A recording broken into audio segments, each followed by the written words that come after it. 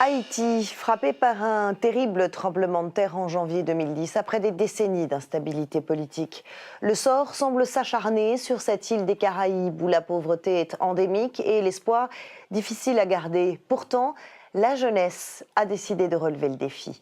Ils sont quelques-uns à se battre, persuadés que la parole et l'action feront la différence. C'est l'histoire d'un jeune homme et de son rêve. Ça fait me sentir, parfois même s'il y a des obstacles, Avec de la détermination, votre rêve se réalisera. C'est facile pour surmonter. Oris Edrige se fait appeler Sadrak. Il est devenu l'un des leaders d'une jeunesse déterminée à reconstruire son pays. Son rêve, rebâtir Haïti, aider la nouvelle génération à dessiner un avenir, malgré le passé tragique de sa nation. Et d'abord, donner à cette jeunesse la chance de s'exprimer. Alors il a créé un magazine, Agora. Il est écrit par les jeunes, pour les jeunes, un espace de parole, un générateur de changement. Donc, magazine permet nous. Avec le magazine, nous allons éduquer les gens Donc, éducation civique jeune permet pour reconstruire Haïti. que nous pourrions demain pour gagner une vraie reconstruction. Donc, nous fait reconstruction. En construisant leurs esprits, nous aurons un pays meilleur. Ça pourra permettre de reconstruction physique pays à faire.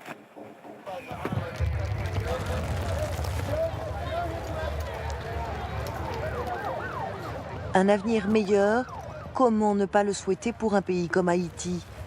Haïti touché en plein cœur lorsque sa capitale, Port-au-Prince, a été dévastée par le terrible tremblement de terre de janvier 2010.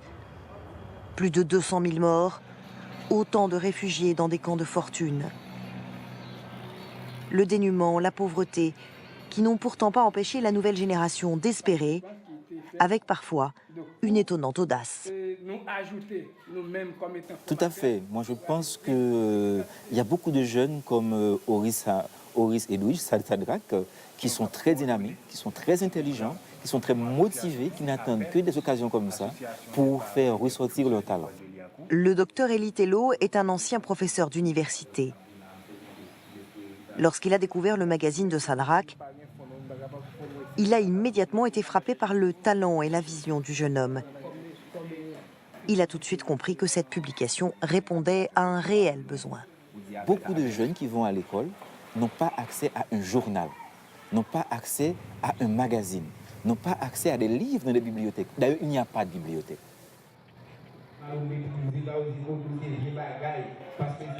Le docteur Tello a alors décidé d'embaucher Sadrak pour l'aider dans son projet de reconstruction du pays par la jeunesse. Une initiative pilotée et financée par le Fonds des Nations Unies pour la démocratie. Objectif, encourager la participation de tous au processus politique. Le docteur Tello et Sadrak ont voulu se servir du magazine pour faire émerger les urgences sociales et culturelles, comme par exemple l'accès à l'éducation, à l'eau potable, à l'emploi. Le magazine qui est maintenant au niveau départemental en termes de couverture, bientôt sera un magazine au niveau national. Les problèmes et les défis de la jeunesse, Sadrak les connaît bien. Lui-même a dû lutter pour faire sa place. Comme beaucoup d'enfants en Haïti, il a vu ses parents partir pour travailler à l'étranger. Il n'avait que 6 ans. Et jusqu'à présent, depuis en 92, je parle papa.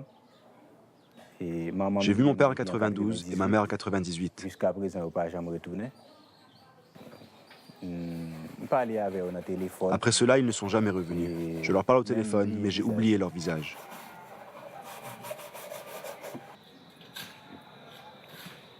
Aujourd'hui, à 27 ans, il veut regarder devant lui. Moi-même, moi élevé sans maman, sans papa. Moi qui ai grandi sans mère et sans père, je me bats. Je vais toujours à l'école. J'ai continué à étudier jusqu'à maintenant et je me bats pour survivre. Dans tête, moi, étant que jeune, dans mon esprit, en tant que jeune, je crois que nous allons remplacer le plus âgé pour diriger ce pays. Grâce à nos efforts, l'action démocratique est une réalité. Pour toucher davantage encore la jeunesse, Sadrak se sert de la radio. Tous les sujets qui préoccupent les Haïtiens y sont abordés. Les jeunes peuvent s'y exprimer, une occasion unique de prendre la parole. Meilleure nouvelle, il y a pour nous. Appel fait l'ouvrir, il y a une bioassistance légale pour assister nous toutes à la ronde. Dorsanville fait partie de ces centaines d'Haïtiens encore traumatisés par le tremblement de terre. Encore aujourd'hui, émotionnellement, je ressens les effets du tremblement de terre. À chaque fois que j'entends du bruit, j'ai peur. Lorsque le séisme a frappé, Dorsanville mixait dans un studio d'enregistrement de Port-au-Prince. Il s'est échappé juste à temps de l'immeuble.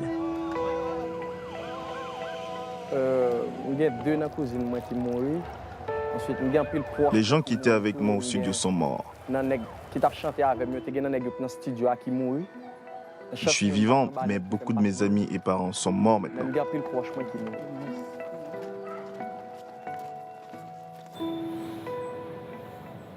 Au milieu du chaos qui a suivi la catastrophe, Dorsanville a fui. Il est allé vivre à la campagne avec des cousins. Et c'est là que par chance, il a entendu Sadrak à la radio. Pour lui, un nouveau départ. Mais pour tous les autres. Il y a trop de jeunes qui sont dans les rues à ne rien faire. Je voudrais que le gouvernement crée plus d'écoles professionnelles, où tous les jeunes pourraient apprendre quelque chose et travailler pour vivre, gagner de l'argent et payer leurs factures.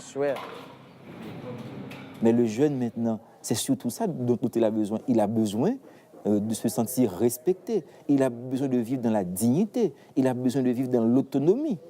Et pour cela, il faut un emploi. Oui, la reconstruction économique est une priorité. Mais la transformation profonde de cette jeunesse est pour le docteur Tello et Sadrak tout aussi cruciale.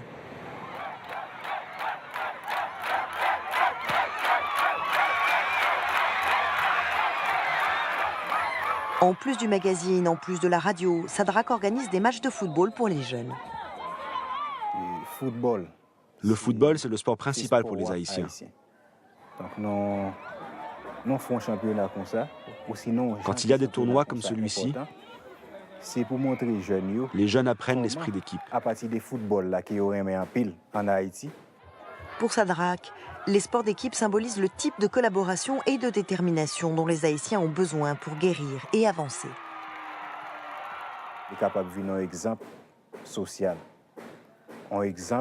La façon dont les joueurs de l'équipe interagissent, c'est de cette manière qu'ils peuvent se positionner pour améliorer et diriger le pays. En travaillant pour l'avenir de son pays, jour après jour, Sadrak réalise tout simplement son rêve.